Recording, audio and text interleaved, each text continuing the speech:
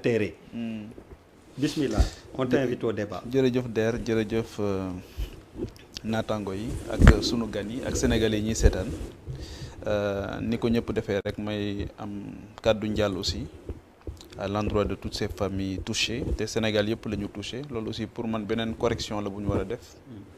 mooy ñu xam ne ñun ñëpp kenn ku nekk ñëpp la ñëpp ñit kenn lañ donc te loolu pour man cette volonté commune de vivre en commun nation bu ñu ko bëggee tabax foog ñu xam ne yitte bu mag lañ war a am pour que kenn ku ci nekk comprendre ne kenn ku ci nekk sa morom nga ba bu lu métti dalee ci kenn ñëpp mën ko ressentir ndoo mën ko métitlu comme ni mu waree donc di leen jaale ñoom ñëpp di jaale tamit di jaale aussi les mamans surtout nga xamante ni dafay métti ci ñoom tombeek aussi 8 mars ñuy bàyyi xel aussi toutes ces femmes qui perdent la vie en la donnant parce que dafa am Sénégal ba tey ñoo xamante ni may wax ne bu jigéen ëmbee Sénégal koo romb ñu ne yàlla na nga mucc parce que xam nañ ne le risque il est grand tey rek maa ngi yendu ci biti hors de Dakar mais tu vois un peu li ñuy wax fii yëpp da nga koy gisaat soo génnee jigéen ñooñ ngay romb ci tali bi yëpp ñu toog ñu yor ay buy ñu yor ay gerte ñu yor nangam honnêtement da ngay gis ne il y a 2 Sénégal totalement différents totalement lu ne fàng nag kenn du ko jeex pour man ñun ñëpp benn ennemi la ñu am aujourd'hui c'est l'injustice ci forme bépp injustice ci forme yëpp inéquité sociale ci forme yëpp ñun ñi nga xamante ni yàlla dafa dogal ñu dëkk ci Sénégal de l'intérieur dañuy gis ne sunu progression yëpp daanaka da ngay gis ne ay échappées solitaires sax moom moo ci am parce que l'inégalité des chances dafa nekk une réalité extraordinaire yenn saa yi même l'information à un certain niveau pour nga am ko pour xam concours bi nga war a def kañ la war a am accès ci yi ñuy wax les mécanismes encore une fois de l'État yi ñuy def pour war ko mettre à l'endroit des jeunes et gis na yooyu am na foo xamante ni sax boo fa dëkkee pour nga jot ci problème la pour nga jot ci nga gis koo xamante ni dafay passe ñëw ba Dakar juste pour venir prendre une information donc loolu yëpp pour man aussi c'est des choses qu'il faut régler définitivement il faut l'attaquer il faut aussi qu'on nomme les choses je pense que aussi ñun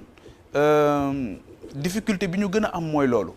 jamono bi ñëpp ngi woote apaisement ñëpp ngi woote jàmm c'est bien beau ñun ñëpp dañuy woote jàmm te soxna si ma koy delloo njukkal tudd na léegi la plateforme des femmes pour la paix en Casamance man mii je suis un ambassadeur pour la paix femmes yooyu ñoo ma ko def parce que képp koo xamante ni am nga une voix qui porte li lay dimbali mooy nga fexe jàmm am parce que bu jàmm amul dara du am mais jàmm dafa am loo xamante ni moom moo koy laytaay fin wu processus la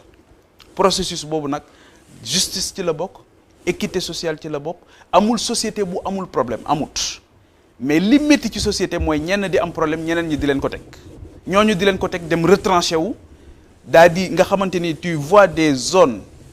des espaces où la vie s'est totalement retirée totalement les gens sont à des besoins yoo xamante ni très sincèrement c'est des questions de survie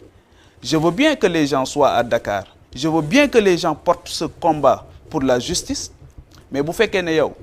da ngay négocier aussi sur le dos des populations ça pose problème parce que nekk Dakar tu ignores totalement la réalité bi nga xamante ni moom moo nekk à l'intérieur du pays wala dans les banlieues une réalité extraordinaire nga bëgg a ñëw ne damay wax au nom de ces populations-là ça pose problème et c'est le problème que nous avons tous dans ce pays et dans beaucoup de pays africains les députés deviennent des députés de la capitale tous ceux qui sont nommés quittent leur ville ñëw tout le monde se bat ñëppay xeex pour am lopin de terre à Dakar parce que wóor na leen ne fa nga dëkk moom boo fay wut kër sax c'est pour des raisons politiques et politiciennes pour boo demee am fooy recevoir ses militants et on ne règle pas la question de la pauvreté on l'entretient on ne règle pas les problèmes on les déplace boo demee ci sunu budget ni ñu koy tëggee da ngay gis ne il y a une volonté manifeste d'entretenir les couches vulnérables ci pauvreté boobu ak paupérisation boobu nga xamante ni da ngay bëgg xëy na saa boo leen soxlaa rek ñu jóg on parle de l'autonomisation des femmes mais on en parle depuis 60 ans les femmes trinquent ba fii may wax ak yow on parle des jeunes aujourd'hui pour man dafa am solo trop ñu waxtaane ko parce que réewu ndaw la ñu yor waaye nag sëriñ bi loolu ñu leen dikk du da ngay bàyyi ba ñu egg ci état bu jeunesse boobu nga ne ñu régler ko c'est depuis la petite enfance depuis ni muy progresser la nga war a def ci moom ci citoyenneté la nga war a def ci moom ci volontariat ba nga xamante ni bu accès foofu dina xam li ko war ci réewam. Madame Diaw junj na ko d'ailleurs dans ce waaw donc di nga xam ban rôle la war a jouer ak lan la war a mën a def donc mbir yi pour man c'est un combat de génération du ku ñu wax nee ñu suñu président Macky Sall waxee nañu les problèmes qu'on a remarqué mën nañ ko régler ci benn at wala ñaari at wala ñetti at c'est pas conforme ak li nga xamante ni moom mooy réalité bi la réalité mooy que ne am na ci loo xamante ni da ngay jeter les bases ñu fas yéene ko régler définitivement moo tax ni nga libalee ce sujet bi nii c'est tellement important plus jamais ça mais le ça c'est quoi plus jamais ça les conséquences wala les causes lépp Pape Djibril lépp donc il faut que ñu d'accord ci le ça si le ça mooy les causes loolu nga xamante ni moom moo jur les conséquences donc nañu régler le waxtaane li nga xamante ni aussi c'est une violence qui s'est exprimée d'une façon malheureuse ñëpp déplorer ko mais tout le monde avait vu venir malheureusement. Charles bismillah. waaw jërëjëf Der dinaa jaar fu ñëpp a jaare di jaale